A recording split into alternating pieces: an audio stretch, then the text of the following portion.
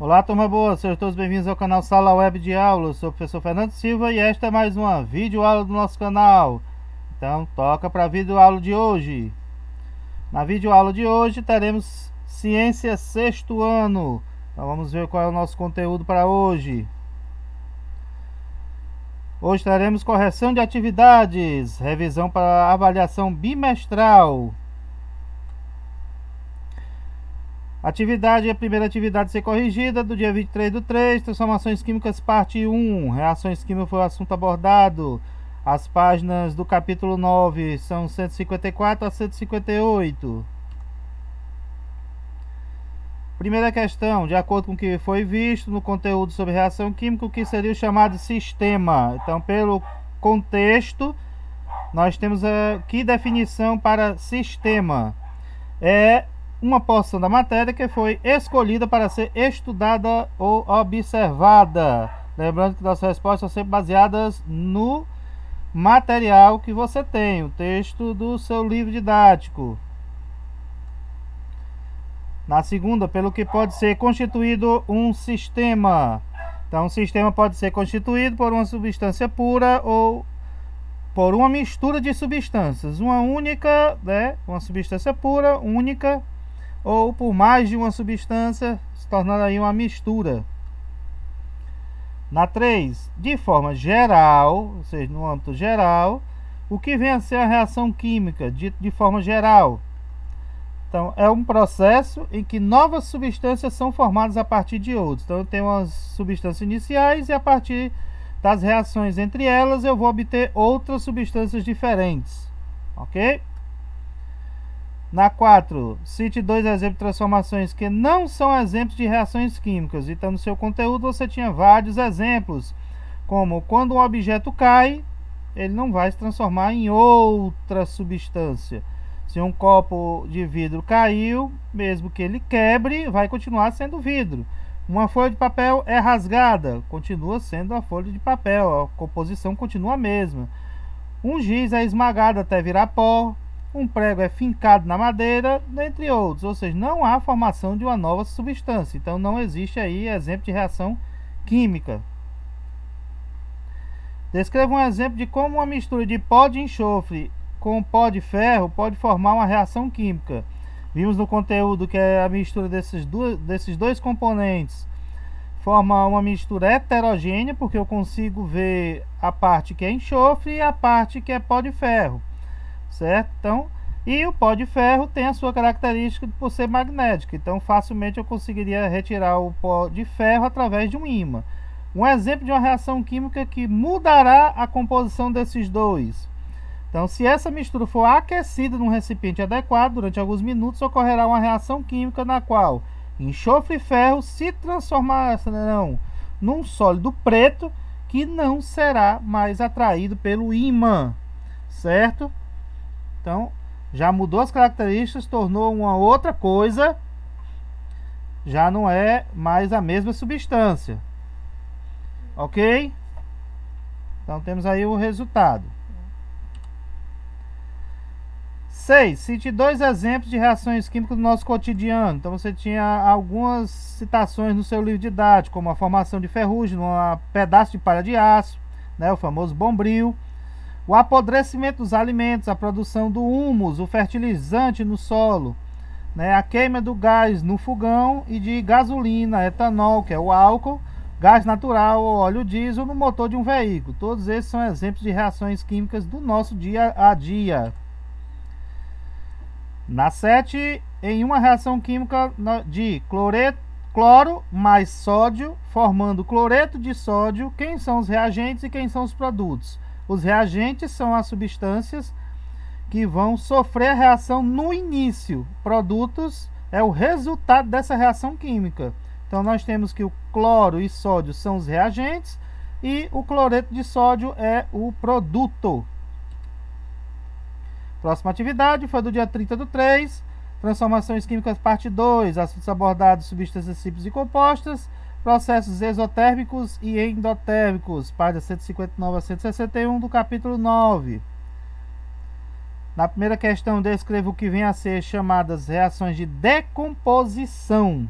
Então, segundo o nosso texto, São reações nas quais uma única substância reage, uma só, ela reage e origina como produto duas ou mais substâncias. Uma se transforma em duas ou mais. É aí que é a chamada reação de decomposição. Decompor, dividir. Quando ocorre a reação chamada de fotólise, né, quando uma substância se decompõe sob a ação da luz. Então, se a luz é o fator na qual há a decomposição de uma substância, nós dizemos que ali aconteceu uma fotólise. 3. O que é a reação conhecida por pirólise? É a decomposição de uma substância sob a ação do calor.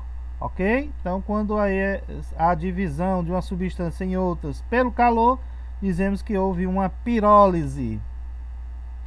E o que vem a ser eletrólise? É a decomposição de uma substância provocada pela corrente elétrica, como é o caso da água, para separar o oxigênio do hidrogênio da água. Você passa uma corrente elétrica no sistema e você vai obter separadamente os gases hidrogênio e oxigênio decompondo a água. Então, eletrólise e corrente elétrica. Descrevo que são substâncias simples. São substâncias que não podem ser decompostas. Já o próprio nome está dizendo simples, só tem uma substância e não pode ser transformada em outras, ou seja, não sofre reação de decomposição. Já na questão 6, descrevo que são substâncias compostas. São substâncias que podem ser decompostas. Então, composto, eu tenho mais de um componente, então eles podem ser divididos. Ou seja, pode sofrer reação de decomposição. Questão 7. Como são chamados os processos ou mudanças de estado e reações químicas? Esses processos que liberam calor. Esses processos que liberam calor são chamados processos exotérmicos. Exo, fora, né? Liberação. Térmico de calor. 8. Explica o que são processos endotérmicos. São processos que absorvem calor. Exotérmicos liberam, endotérmicos absorvem o calor. E a nossa terceira atividade foi do dia 6/4, Transformações Químicas, parte 3. Assuntos abordados: petróleo, carvão mineral, capítulo 9, páginas 162 a 166. O petróleo é empregado na elaboração de produtos que podem ser divididos em dois grupos. Que grupos são esses? Então nós temos os derivados obtidos nas refinarias e os derivados obtidos nas indústrias químicas. Então o grupo das refinarias e o grupo das indústrias químicas. Cite 3 frações importantes do petróleo obtido nas refinarias. Então você tinha uma relação de várias composições do petróleo que podem ser obtidos. Você tinha como exemplos o gás, a gasolina, querosene, óleo diesel, óleo lubrificante, vaselina, parafina e o piche. Então você escolheria aí 3 para colocar como exemplos. Terceira, nas indústrias químicas, é possível transformar os componentes do petróleo em uma infinidade de produtos comercializados. Cite 3 exemplos desses produtos. Então você tinha como exemplos no seu conteúdo plástico, tintas, perfumes, colas, tecidos, medicamentos, borracha, imitações de couro, espumas, explosivos, inseticidas, corantes, adoçantes artificiais e uma infinidade de produtos comercializados. Então tinha bastante exemplo aí para você citar. Na 4, descreva como se formou o carvão mineral ou carvão de pedra. O carvão mineral se formou como resultado de complexas transformações químicas sofridas por organismos vegetais soterrados há milhões de anos. Então é um processo que levou milhões de anos. Quinta, qual a substância combustível possui em maior abundância no carvão mineral? No carvão mineral nós temos a substância carbono. Ok? Então é o carbono que tem maior abundância, maior quantidade no carvão mineral. 6. O carvão mineral representa também uma importante fonte de matérias-primas para as indústrias químicas. Cite 3 exemplos de produtos que têm carvão mineral como matéria-prima, ou seja, na sua composição é utilizado o carvão mineral.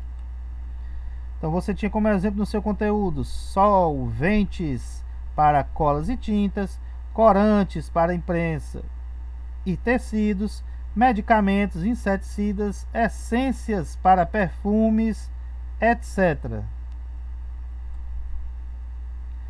E chegamos aqui ao fim das nossas correções e da revisão. Lembrando que na avaliação bimestral é no dia 14/4, ok? Essa foi a nossa videoaula de hoje. Não se esqueça aí de se inscrever no nosso canal, caso você não seja inscrito. Ative os sininhos das notificações para ser avisado aí das nossas videoaulas e lives. Você tem também o site de acompanhamento que será atualizado esta semana, onde você pode fazer o acompanhamento das atividades, notas, observações e tudo mais que a gente for postando, ok? Então vamos ficando por aqui e até a nossa próxima videoaula.